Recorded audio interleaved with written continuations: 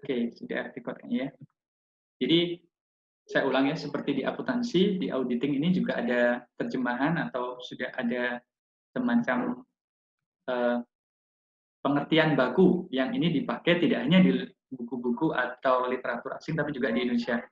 Jadi kalau kita terjemahkan nanti ada beberapa unsur. Yang pertama adalah akumulasi dan evaluasi bukti, accumulation and evaluation of evidence. Jadi kata kunci pertama adalah bukti, yang kedua adalah about information, tentang sebuah informasi untuk menentukan dan melaporkan derajat keyakinan dari informasi dan kriteria yang ada. Jadi sekali lagi auditing ini yang dilakukan oleh auditor apa sih? Dia mengumpulkan bukti, mengakumulasikan bukti dari informasi-informasi yang disediakan oleh si auditinya, oleh orang-orang atau pihak yang diaudit. Tujuannya apa? Mengumpulkan informasi itu untuk memberikan keyakinan gitu, untuk melaporkan kepada para stakeholder tentang bagaimana status atau kualitas laporan keuangan yang ada, apakah memang sudah sesuai dengan kriteria. Bahasa singkatnya, audit itu membandingkan antara kondisi dengan kriteria. Saya ulang ya, bahasa singkatnya audit itu adalah membandingkan antara kondisi itu berarti kenyataan yang terjadi dengan kriteria. Kriteria itu adalah aturan atau standar atau apapun yang digunakan sebagai dasar untuk menentukan satu program, satu laporan, dan seterusnya. Nah, nature yang kedua, auditing ini harus dilakukan oleh pihak-pihak atau orang-orang yang kompeten dan independen. Nanti akan kita lihat definisinya gimana. Tadi di kata-kata yang pertama atau kriteria pertama tadi, klausul pertama tadi, untuk melaksanakan audit harus ada karakteristik. Yang pertama adalah harus ada informasi. Informasi itu tersedia dalam sebuah variable form, jadi semacam formulir yang standar yang dapat diverifikasi, dan beberapa kriteria. Kriterianya apa? Nanti di slide berikutnya akan kita lihat bedanya di Indonesia dan di luar bagaimana. Sehingga ketika sudah ada form ini, sudah ada standar ini, auditor tadi bisa bandingin kan? Ada informasinya yang saya bilang itu adalah kondisi real, ada kriterianya. Kriteria ini adalah apa yang dilaporkan oleh si audit tadi. Nah, di slide berikutnya, kata kunci yang kedua adalah evidence. Nanti di chapter, saya lupa ya, antara 7, 8, 9, itu satu bab sendiri kita akan membahas tentang masalah bukti. Bukti ini adalah informasi yang digunakan oleh auditor untuk menentukan apakah informasi yang diaudit sudah sesuai dengan kriteria yang ada. Contohnya kalau sederhana ya,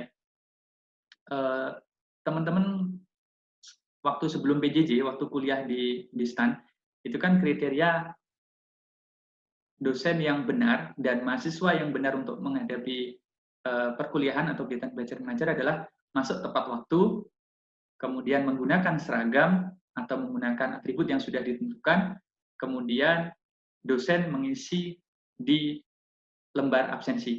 Nah, itu adalah kriterianya gitu.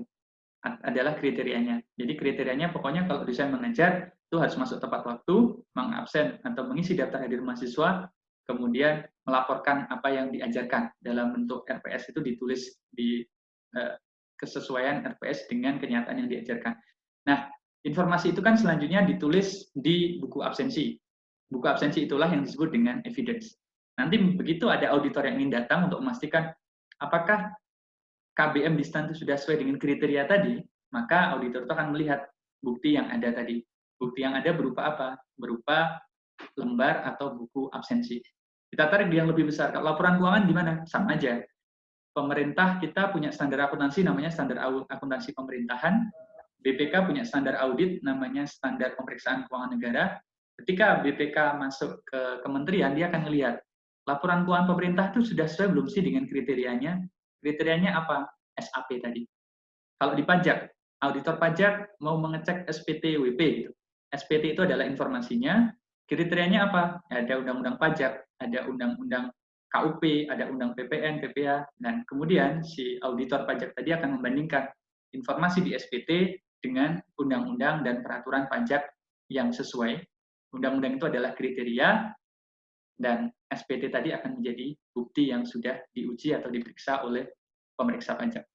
ya, gambaran dari evidence sebagai informasi. Kemudian kata kunci yang ketiga, audit itu harus dilaksanakan oleh orang-orang atau pihak yang satu kompeten, dua independen, nanti akan ada anak-anaknya lagi. Kompeten itu ukurannya apa, independen itu ukurannya apa. Tapi di sini diringkas saja di dua kelompok besar, yaitu kompeten dan independen. Ini tidak hanya person ya, biasanya disebutnya juga pihak atau institusi, kompeten, institusi yang kompeten, institusi yang independen. Kata kunci pertama dari kompetensi itu adalah dia punya kualifikasi. Dia bisa memahami, dia bisa menggunakan pengetahuan dia sehingga dia paham kriteria itu digunakan untuk apa, gitu. Apa kriterianya. Artinya kalau kita mau melaksanakan audit pajak, auditor atau pemeriksa pajak yang kompeten, dia harus paham kriteria di perpajakan itu apa.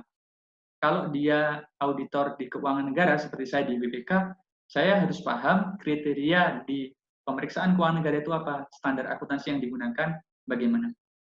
Termasuk kita harus tahu tipe-tipe dan jumlah bukti yang diperlukan. Kan tadi saya bilang di slide sebelumnya ya, audit itu kan membandingkan antara kondisi dengan kriteria dengan cara mengumpulkan bukti. Jangan sampai buktinya nggak nyambung gitu ya. Seperti tadi, balik tadi. Kalau misalnya kita mau menguji kegiatan belajar mengajar di STAN, bukti yang harus dikumpulkan adalah buku absensi, bukan tugas mahasiswa. Atau bukti yang lain kalau diperlukan, ada nggak CCTV. Atau kalau misalnya kita mau mengecek lagi, kita bisa interview dosen, interview mahasiswanya. Kalau kita interview misalnya cleaning service, satpam, dan sebagainya, tidak akan nyambung. Jadi harus mengerti si auditor ini apa sih bukti yang diperlukan, sehingga dia bisa membuat proper conclusion. Dia bisa membuat keputusan kesimpulan yang tepat setelah mengevaluasi bukti tadi. Itu. Jadi pengertian kompeten itu, satu, dia tahu buktinya gimana, dua, dia tahu kriteria yang harusnya dipakai itu bagaimana, ketiga, dia bisa membuat simpulan yang benar. Nah, ini di bawahnya juga ada ya. Sebentar ya, saya sambil meng-admit teman-teman yang peserta baru masuk dulu. Competence of individual dan sebelumnya yang dikotakan yang bawah ini akan mengurangi kompetensi ketika seseorang itu memiliki bias gitu. Bias itu biasanya disebut dengan kondisi tidak independen. Contoh, ketika saya mengaudit satu institusi, kemudian ada saudara saya di situ, saya sebenarnya kompeten nih, saya sebenarnya kompeten. Tapi begitu saya merasa, wah ada saudara saya nih, harusnya ada bukti yang menurut saya kurang, tapi saya merasa tidak independen, ya sudahlah, yang kurang ini nggak apa-apa, karena dia saudara saya, kasihan kalau nanti misalnya gara-gara bukti yang saya inginkan, kesimpulannya jadi buruk, sehingga itu berpengaruh kepada posisi saudara saya tadi. Nah, itu makanya dituntut untuk auditor itu harus independen, biar dia tidak bias. Begitu dia independen, dia bisa membuat kesimpulan yang bagus. Finalnya, ketika auditor tadi sudah membandingkan kondisi dan kriteria, dia akan membuat audit report. Audit report ini isinya apa sih? Mengkomunikasikan temuan atau permasalahan yang ditemukan auditor kepada user. User ini siapa? Para stakeholder-nya. Para stakeholder itu banyak sekali ya. Kalau misalnya kami di BPK, stakeholder kita ya DPR, Presiden, kemudian kementerian lembaga yang kita periksa. Kalau pajak di mana? Stakeholdernya DJP, ya Kementerian Keuangan atau Menteri Keuangan, Presiden itu juga, kemudian wajib pajak, dan mungkin pihak-pihak lain yang terkait. Intinya, user ini atau stakeholder ini adalah siapapun yang berkepentingan dengan audit report tadi. Sampai sini ada yang mau ditanyakan? Saya belum melihat di chat ya. Oke, saya asumsikan teman-teman jelas ya. Suara saya masih bisa dimonitor? Bisa, Pak. Oke. Ya. Pak. Oke, saya lanjut dulu ya. Silakan sekali lagi kalau misalnya mau tanya langsung diposting saja. Nanti akan ada jenis-jenis opini yang kemarin teman-teman mungkin sudah minimal sudah baca. Saya akan bacakan di belakang nanti. Ini contoh saja proses atau snapshot untuk pelaksanaan audit. Kalau di bukunya Arens ini audit pajak. Sebelah kiri siapa yang melaksanakan itu adalah kompeten dan independent person. Kalau di Amerika namanya IRA ya, Internal Revenue Agent. Kalau kita katakan DJP, dia di sini melaksanakan pengumpulan bukti, menguji dan seterusnya di panah yang di bawah itu ya. Saya belum ketemu cara untuk mengeluarkan mouse-nya di sini. Kemudian informasi apa yang diuji atau informasi apa yang diperiksa, di situ adalah Federal Tax Returns Filed by Taxpayer. Anggap saja kalau di tempatnya kita adalah SPT yang ada di informasi ini. Kemudian nanti ketemu di situ di result-nya di paling kanan adalah Report on Tax Deficiencies. Temuan-temuan atau laporan-laporan tentang masalah kekurangan pembayaran pajak misalnya. Itu menjadi laporan. Dan itu informasi yang ada di tengah itu dibandingkan dengan kriteria yang ada di bawah. Internal Revenue Code and all interpretation. Berarti kalau di kita ya undang-undang pajak. Intinya begitu teman-teman ya. Auditnya di paling kiri dilaksanakan orang yang kompeten, dia menguji informasi di tengah, dia mengumpulkan bukti, hasilnya di paling kanan adalah laporan audit. Kemudian bagaimana bedanya? Ini beda secara terminologi, saya berikan yang di bahasa Indonesianya ya. Mirip sih, cuman terjemahnya saja. Kalau akuntansi di prinsipal dulu udah jelaskan ya. Dia ini sifatnya konstruktif gitu. Mencatat, mengklasifikasi. Jadi dari ujung banget, dari bawah. Ada transaksi masuk, dicatat, diolah, jadikan misalnya jurnal, kemudian jurnal ngumpul-ngumpul dan seterusnya, sampai terakhir dia menjadi sebuah laporan keuangan, menjadi neraca, menjadi laba rugi, sesuai dengan kriteria yang berlaku umum, pedoman akuntansi yang berlaku umum, GAAP atau PABU. Kalau audit, ini kebalikan. Gitu. Dia menganalisis dari ujung ke awal. Dia terima dulu laporan keuangan, kemudian ditarik mundur gitu. Apakah ketika dia menyusun laporan tadi, si auditi sudah sesuai dengan kriteria. Kriteria ini yang digunakan oleh auditi untuk menyusun laporan keuangan. Auditor punya kriteria untuk mengaudit. Ini kriterianya. Kalau kriterianya akuntansi, di sektor komersial, teman-teman sudah pernah mendengarkan ya, SAK, Standar Akuntansi Keuangan. Berarti sektor private, BUMN, perusahaan swasta, semuanya menggunakan ini, SAK. Menggunakan PSAK untuk menyusun laporan keuangan. Kalau di pemerintahan, kementerian lembaga, Pemda, dia menggunakan SAP, Standar Akuntansi Pemerintahan untuk menyusun laporan keuangan. Itu auditinya. Di sebelah kanan ada auditornya. Si auditor harus mengerti standar akuntansi yang di sebelah kiri. Tapi dia sendiri juga harus tahu standar yang dia gunakan, yang dia perlukan untuk mengaudit itu apa. Kalau di sektor private, itu ada namanya kantor akuntan publik, dia kalau memeriksa menggunakan SPAP. PSAP adalah pernyataannya, kalau standarnya namanya SPAP ya, Standar Profesional Akuntan Publik. Nanti saya edit ya kata-kata di sini. Jadi SPAP tadi singkatan dari Standar Profesional Akuntan Publik. Di dalamnya berisi standar-standar yang disebut dengan PSAP, Pernyataan Standar Akuntan Publik. Bagi auditor pemerintah, bagi kami yang ada di BPK, bagi Itjen, bagi APIP yang lain, aparat pengawas internal pemerintah seperti BPKP, Inspektorat Daerah, dia menggunakan SPKN, Standar Pemeriksaan Keuangan Negara. Jadi jelas ya. Jadi lihat dulu siapa yang menyusun laporan. Misalnya, kalau yang menyusun BUMN gimana? Dia menggunakan PSAK. Kalau auditornya dari BPK, ya BPK harus menggunakan PSAK juga, sesuai dengan standar akuntansi BUMN tadi. Tapi auditor BPK harus paham SPKN sebagai alatnya dia untuk melakukan pemeriksaan. Jadi standar audit itu tools untuk auditor untuk gimana ya tata cara mengaudit. Tapi kalau standar akuntansi, tools bagi para penyusun laporan keuangan gimana caranya bikin laporan akuntansi atau laporan keuangan yang benar. Oke. Kenapa audit itu diperlukan? Manajemen itu butuh jaminan gitu. Butuh semacam keyakinan bahwa benar nggak laporan keuangan yang dia sajikan itu sudah tepat. Salah satu yang membuat laporan keuangan itu tidak tepat adalah adanya risiko informasi. Jadi kalau ada risiko informasi, maka laporan keuangan tadi bisa salah. Balik lagi ke contoh yang di stand tadi. Teman-teman kuliah, misalnya bersama saya kuliah auditing, kita kuliah AKSK harusnya 3 SKS. Kemudian 3 SKS tadi dosen saya sudah membuat di buku, tapi sebenarnya yang kita lakukan itu cuma 2 SKS gitu. Realnya itu sebenarnya cuma 2 SKS. Tapi karena saya ingin mengejar kriteria yang benar, saya membuat jam 3 SKS di buku daftar hadir itu, buku kuliah kita. Sementara manajemen kan dia punya tugas yang banyak gitu, nggak cuma meneliti satu persatu buku absensi. Nah, gimana caranya biar manajemen yakin bahwa dosen ini sudah melaksanakan kuliah dengan benar, mahasiswanya hadir, maka manajemen menugaskan auditor. Auditor, tolong dong itu dicek apakah buku-buku absensi itu sudah benar, sudah sesuai dengan kriteria yang kami tetapkan. Kurang lebih gitu gambarnya. Jadi biar risiko informasi tadi turun, biar manajemen bisa membuat keputusan yang benar, maka dia harus menggunakan auditor sebagai pihak yang independen. Karena apa? Kalau dia gunakan pihak internal, takutnya mengurangi independensi tadi.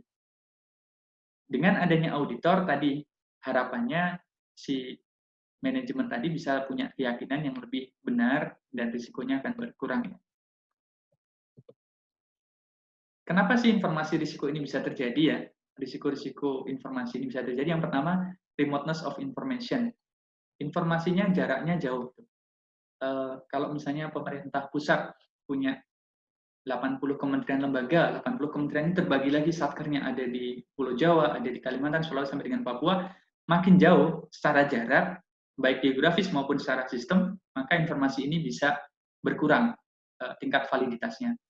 Yang kedua, kadang ada bias, berarti bias ini informasi-informasinya nggak valid. Kenapa? Karena seperti saya tadi, kita jaraknya dekat, kuliah di kampus, tapi karena saya punya motif agar saya secara kinerja terlihat bagus, buku kehadiran saya bikin penuh. Padahal secara real, saya sudah mengkondisikan mahasiswa, kita kuliah 2 SKS saja ya, walaupun realnya 3.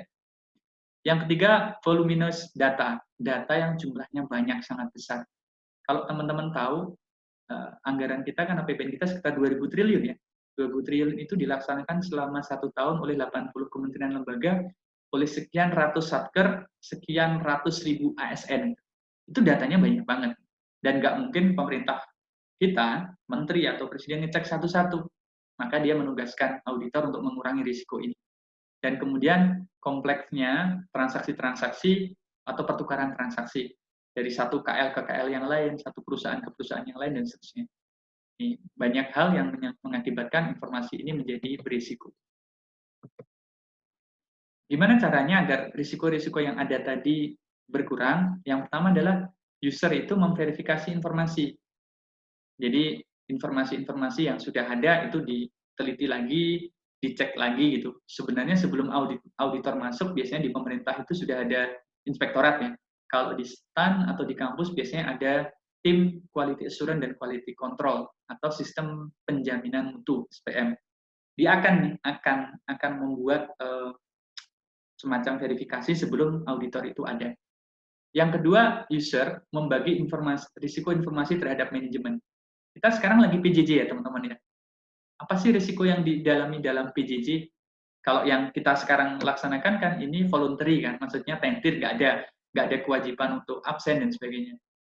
Let's say kita kuliah beneran sekarang jam ini. Kira-kira saya sebagai dosen dan teman sebagai mahasiswa punya risiko apa?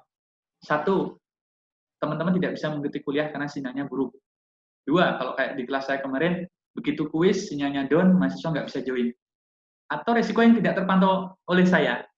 Saya ngomong kayak gini di depan laptop, ternyata teman-teman yang karena tidak harus mengaktifkan misalnya tampilan video, sedang tidur, sedang nonton di device yang lain atau sedang main game, itu contoh risiko-risiko yang terjadi dalam PJJ kita. Dan ini saya bisa user, baik mahasiswa maupun dosen bisa sharing kepada STAN, pada lembaga. Kita punya risiko tentang PJJ yaitu bla bla bla, biar lembaga punya solusi. Contoh yang kemarin, teman-teman punya risiko nggak punya kuota ya. Saya pernah dengar kan, kesulitan salah satunya untuk ikut Zoom atau video conference dengan dosen adalah menghabiskan kuota. Nah, lembaga ketika mendengar risiko itu, mencari cara, akhirnya kan memberikan kuota ya, bantuan pulsa dan sebagainya, saya tidak tahu persis jumlahnya berapa. Yang ketiga, laporan keuangan itu disajikan setelah diaudit oleh auditor. Nah, dengan adanya 3 tahap ini, risiko terhadap informasi tadi diharapkan berkurang, sehingga manajemen itu bisa ngambil keputusan dengan lebih baik. Auditor ini biasanya memberikan jasa kalau di dunia audit namanya assurance. Assurance ini nggak ada terjemahannya sampai sekarang di Indonesia. Kalau saya mencari terjemahan yang baku itu adalah penjaminan, tapi kalau di buku-buku audit biasanya cuma dihilangin C sama E-nya gitu, diganti S, jadi asuransi jadinya. Pemberian jasa asuransi. Teman-teman sudah pernah dengar istilah asuransi kan ya? Sebenarnya mirip sih, asuransi dengan asuransi itu secara terminologi bahasa, tapi secara praktek beda banget. Kalau kita lihat di definisinya di sini, assurance itu adalah service dari pihak-pihak yang independen, yang dia profesional, untuk meningkatkan kualitas informasi bagi para pengambil keputusan. Jadi, kalau dia yang menyajikan internal, itu bukan assurance namanya. Dia menyajikan harus pihak eksternal atau independent bodies, atau independent people, atau independent employee yang dia secara profesional punya skill, tadi punya kompetensi, tujuannya untuk meningkatkan kualitas informasi. Nah, siapa saja yang bisa memberikan assurance? Kalau di dunia audit, satu CPA. CPA ini adalah Certified Public Accountant atau kalau kita sebut KAP. Kalau di Indonesia kan CPA ini sebut saja KAP. Atau oleh badan-badan atau lembaga profesional lainnya. Saya tadi bilang ya, kalau di sektor publik atau di pemerintahan, assurance-nya itu adalah BPK. BPKP internal, BPKP dan Itjen itu adalah APIP. Dia internal, boleh kita sebut internal auditor ya, atau aparat pengawas internal pemerintah. Tapi assurance bagi pemerintah Republik Indonesia untuk menilai laporan keuangan pemerintah untuk meningkatkan derajat informasi dan kualitas itu oleh BPK. Sektor publik assurance-nya siapa? Oleh KAP. Jadi berbagai pihak selama dia memang punya skill, dia bisa memberikan jasa assurance, asal diatur di undang-undang. Di antara jasa assurance itu ada namanya jasa atestasi. Nah, kalau assurance tadi bisa kita terjemahkan sebagai penjaminan, kalau atestasi ini lebih nggak ada lagi definisi atau terjemahnya di bahasa Indonesia. Ya udah, kita terjemahkan saja sebagai atestasi. Jadi bagian dari assurance itu adalah atestasi, khususnya dia untuk menilai keandalan dari asersi. Ada kata-kata assertion ya teman-teman. Assertion itu bahasa Indonesianya asersi, nanti akan kita lihat di belakang. Asersi ini apa sih? Pernyataan dari manajemen tentang keandalan laporan keuangannya. Jadi kalau jasa atestasi itu khusus benar-benar menilai asersi dari manajemen. Nanti kita lihat, ini 5 jenis asersi ya. Audit dari laporan keuangan, kemudian ini slide-nya tadi di awal ada, tapi saya delete ya, karena nggak terlalu relevan di Indonesia. Kalau di luar negeri ada namanya Sarbanes-Oxley Act, Undang-Undang Sarbanes-Oxley atau singkatannya SOX. Ini dulu setelah ada kasus Enron, WorldCom, dari salah satu KAP yang besar, waktu itu ada KAP 5 besar yang kemudian berkolusi dengan beberapa perusahaan, salah duanya namanya adalah Enron dan WorldCom. Di situ dibuat aturan bahwa kewajiban manajemen salah satunya membuat internal control over financial reporting. Singkatannya ICOFR, ICOFR. Singkatan dari internal control over financial reporting. Yang ketiga, review dari laporan keuangan. Jadi kalau nomor 1 itu benar-benar audit, nomor 3 ini review. Nomor keempat adalah jasa atestasi untuk IT ya. Biasanya memberikan penilaian terhadap kualitas website atau kualitas sistem auditnya, sistem akuntansinya, dan kemudian jasa-jasa lainnya. Nah, hubungan tiga pihak ini disebut dengan segitiga assurance atau assurance triangle ya. Ini menggambarkan hubungan antara auditor, klien, dan external user. Ada yang menyebut juga external user ini kita bisa tulis sebagai stakeholder. Kita mulai dari atas ya, auditor dengan klien. Jadi klien ini tadi untuk meningkatkan kualitas laporan keuangannya, dia meminta bantuan auditor. Tolong dong cek laporan keuanganku, apakah ada kesalahan dan apakah ada hal yang bisa kutingkatkan dari sisi kualitasnya. Nah, kemudian si klien ini memberikan laporan keuangan kepada external user yang hijau itu, kepada si stakeholder tadi, sebagai pertanggungjawabannya dia, karena si user ini sudah memberikan modal. Jadi kalau perusahaan publik, kalau swasta, external user ini biasanya adalah pemegang saham. Kalau klien ini adalah manajemen. Kalau di pemerintah, klien ini adalah pemerintahan itu sendiri, kementerian lembaga, auditornya adalah BPK, external user-nya adalah masyarakat, yang dalam hal ini diwakili oleh DPR. Jadi ketika auditor sudah memeriksa laporan dari klien tadi, maka auditor akan memberikan laporan kepada klien sekaligus kepada stakeholder tadi. Biar apa? Biar stakeholder ini puas gitu, atau biar dia yakin, benar nggak sih saham yang saya tanamkan kepada si klien ini, kepada si manajemen ini sudah digunakan dengan baik gitu. Kalau si stakeholder cuma dapat laporan dari klien, mungkin bias. Kenapa? Karena kan klien melaporkan dirinya sendiri. Tapi kalau dia dapat laporan dari auditor, harapannya lebih objektif. Karena auditor ini adalah pihak luar atau pihak eksternal.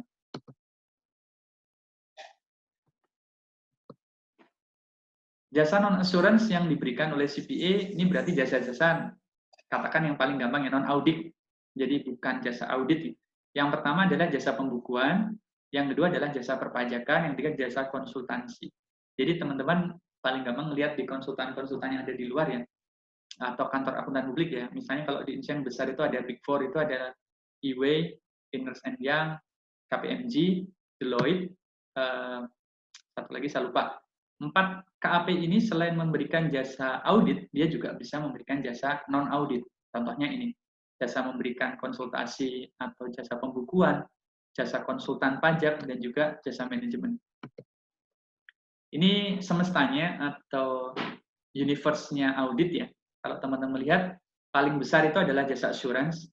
Di dalam jasa assurance ada jasa atestasi yang tadi dibilang menjamin benar-benar fokus ke laporan keuangan untuk menjamin asersi tadi, ada audit, ada review, ada iCover, ada other attestation service, sebelah kanan ada konsultansi untuk manajemen, dan terakhir di paling bawah ada jasa lainnya, yang tadi ya, pajak, pembukuan, dan sebagainya. Nah, non-assurance service ini juga sama, sudah kita bahas sebelumnya. Ini tipe audit, dan ini termasuk yang saya tekankan ke teman-teman, biasanya keluar di ujian, tipe-tipe atau jenis-jenis audit. Nanti mumpung saya ingat, tolong ditulis di buku masing-masing yang sering keluar, selain tipe audit adalah jenis asersi atau definisi asersi, kemudian jenis opini. Untuk 3 hal ini ada di pertemuan pertama ini. Nah, tipe audit itu kalau di secara umum ada 3 ya, operasional, compliance, dan financial statement. Kalau terjemahnya bisa berbeda-beda. Audit operasional ini bisa disebut dengan audit kinerja. Sekali lagi, audit kinerja. Compliance audit itu disebut juga dengan audit kepatuhan. Kalau di Indonesia namanya PDTT, pemeriksaan dengan tujuan tertentu. Kalau BPK yang melaksanakan, itu compliance.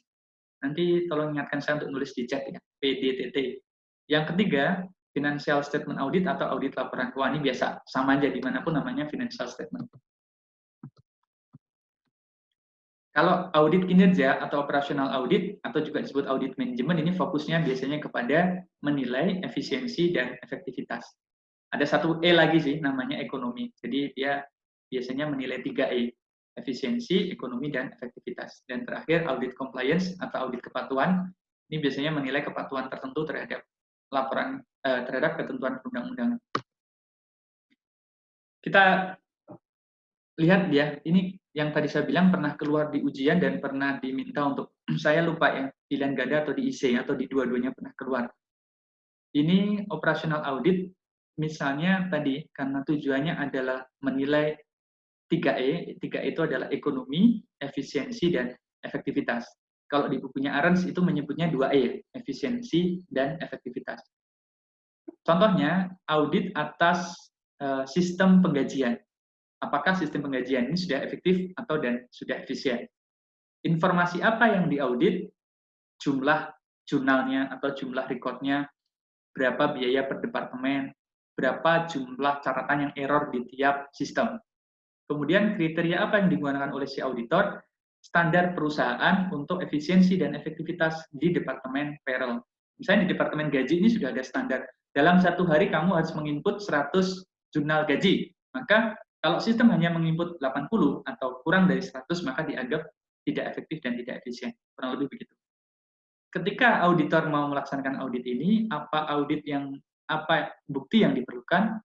Ya, laporan berapa jumlah yang error, berapa jumlah transaksi gaji yang sudah dicatat, dan juga biaya prosesnya itu berapa.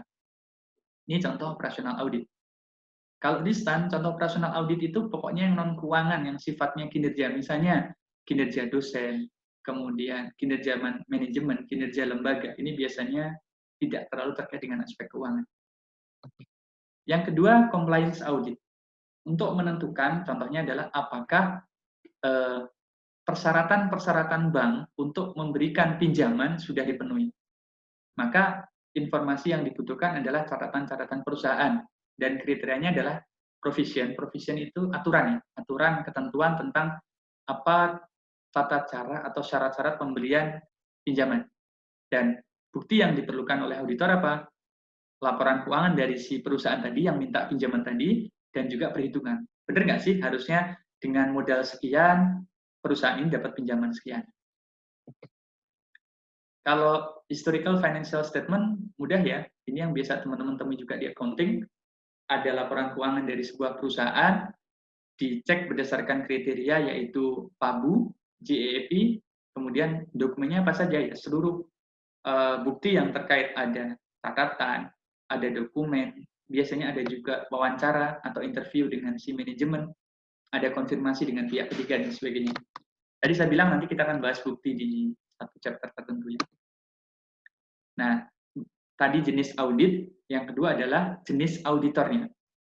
Kalau jenis audit tadi ada audit keuangan, audit kinerja, atau audit operasional, dan audit compliance. Kalau jenis auditornya yang pertama adalah CPA atau KAP, Independent CPA.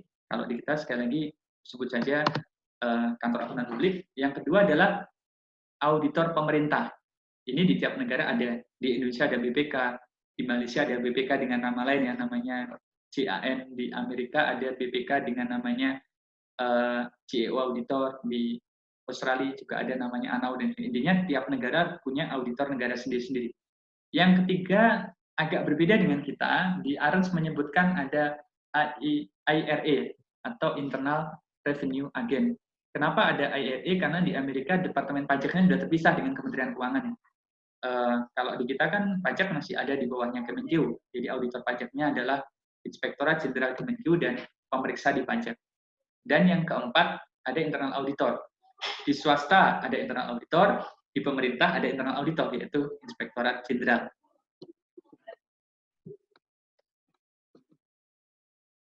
Biasanya ada syarat-syarat untuk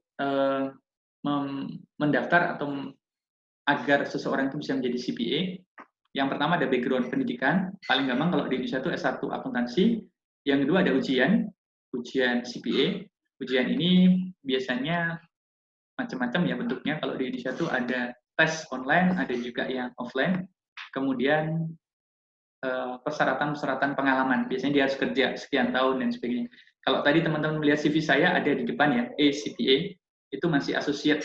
Saya masih calon CPA karena ada satu ujian yang belum saya laksanakan ya. Kemarin sebelum pandemi sempat ujian, 4 section, kemudian kurang 1 section lagi, dan itu harus datang ke satu lokasi ujian, dan saya belum melaksanakan itu. Jadi mudah-mudahan nanti setelah pandemi bisa ujian, biar bisa mendapat CPA.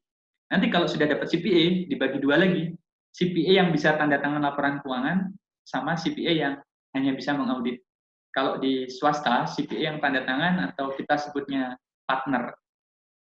Pernah dengar nggak misalnya KAP Heliantono dan rekan? Nah, nama orang yang disebut di situ itulah yang boleh tanda tangan laporan audit. Rekannya itu siapa? Nanti akan ada aturan. Misalnya KAP Heliantono dan rekan. Rekannya itu di dokumen perusahaan ada Bapak A, Bapak B, Bapak C. Selain Pak Heliantono, yang bisa tanda tangan laporan audit di KAP itu adalah Bapak A, Bapak B, dan Bapak C. Kalau di audit sektor publik, kalau di BPK, yang tanda tangan tidak harus rekan, tapi orang yang ditunjuk oleh institusi. Katakan saya kemarin jadi ketua tim dan ditunjuk, kamu yang tanda tangan, ya bisa. Selama saya sudah memegang gelar akuntan atau gelar CA. Oke,